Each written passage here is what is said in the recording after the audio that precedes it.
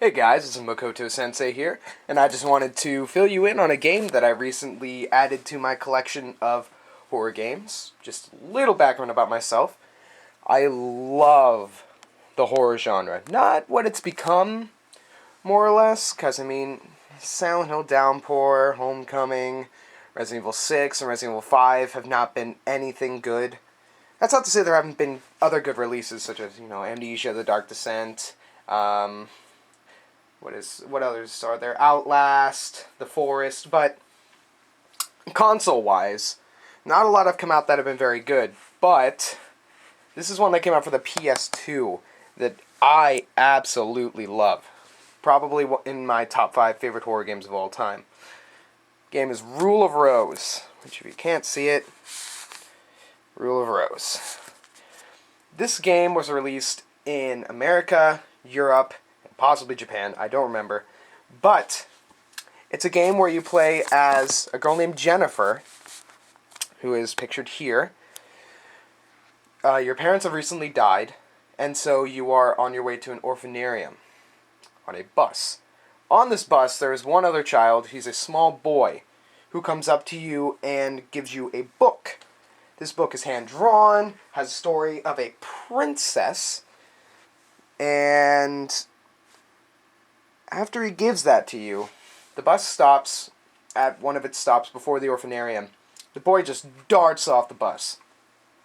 And so Jennifer, I guess you can pull at the beginning of the game, is just very nice, decides to try and give the book back to the kid. And so she runs off the bus too, looks around, she's like, God damn, it's dark. And then the fucking bus leaves because the bus driver's an asshole. So you're stuck in this place. It's really dark. Kind of in the outskirts of England, which is where this all takes place in the 1930s.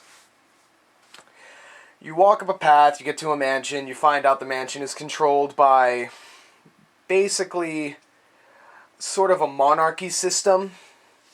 But to better explain it, it's just a society that's governed by the rules of children who have not learned right from wrong. And so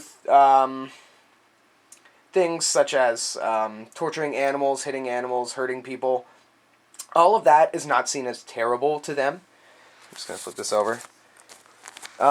And so the game really does a good job of setting up its atmosphere really well. It's very dark, and I play on a projector when I play my PlayStation 2, which is not always the best thing to play on because it distorts the image slightly because it makes it very big. And so with this game, I've had to play it mostly on TVs. Also, again, I think I said it's just very dark. You can light it up, but with horror games, it's not great to try and light up your atmosphere. But after I did light it up a little more, it worked a lot better.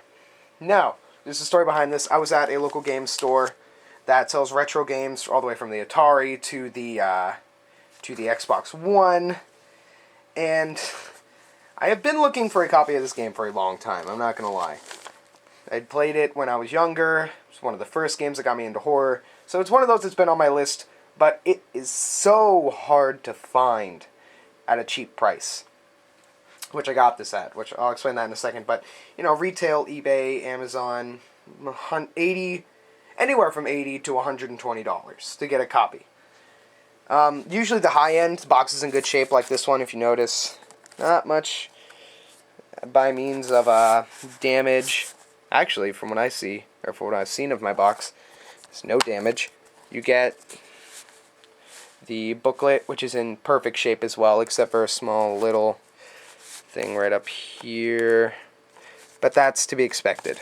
So, with the box in perfect shape. The reason I got this cheap, I got this for about $20 from the people, and it's because the disc is cracked. It's going to be kind of hard to do this. There it is. There we are.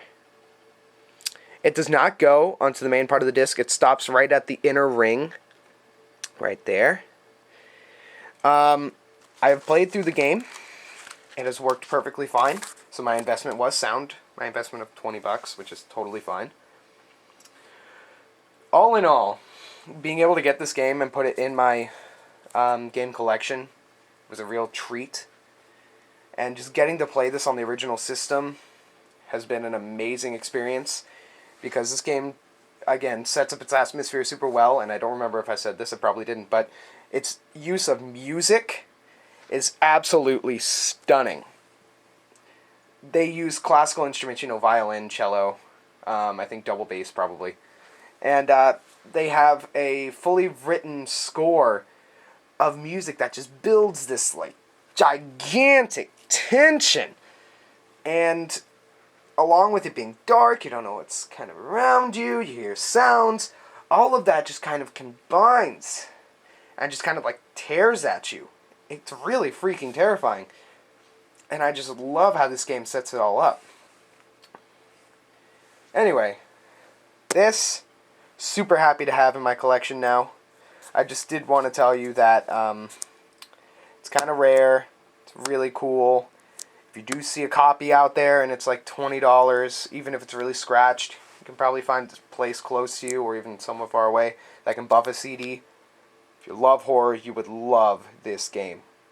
Only thing that people might not like is that it's slow, but I always look past that in games because that sets up story usually, and I love also games that set up a great story. But anyway, I just kind of wanted to share that with you. It's one of those things that I got that I'm really happy I got, and so just wanted to share that with you. Thanks, guys. See you next time. I'll either be repairing something or showing you something else cool. Thanks.